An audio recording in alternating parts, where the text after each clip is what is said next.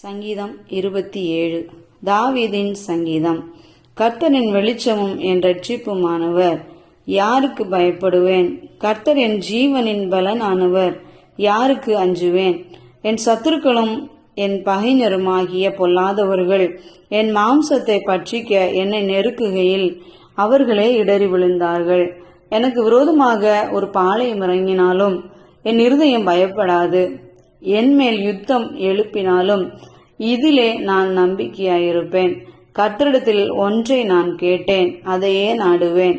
நான் கர்த்தருடைய மகிமையை பார்க்கும்படியாகவும் அவருடைய ஆலயத்தில் ஆராய்ச்சி செய்யும்படியாகவும் நான் என் ஜீவனுள்ள நாளெல்லாம் கர்த்தருடைய ஆலயத்தில் தங்கியிருப்பதையே நாடுவேன்.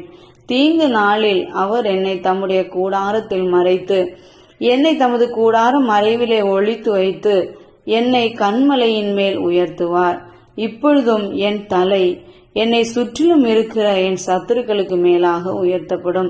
அது நிமித்தம் அவருடைய கூடாரத்திலே நான் ஆனந்த பலிகளை இட்டு கர்த்தரை பாடி அவரை கீர்த்தனம் பண்ணுவேன். கர்த்தாவே, நான் கூப்பிடுகிற சத்தத்தை நீர் கேட்டு எனக்கு இறங்கி எனக்கு உத்தரவு அருளி செய்யும்.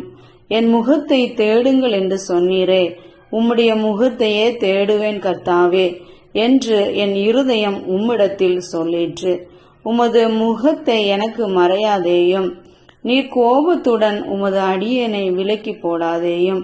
நீரே எனக்கு சகாயர், என் இரட்சிப்பின் தேவனே, என்னை நெகிழ விடாமலும் என்னை கைவிடாமலும் இரும்.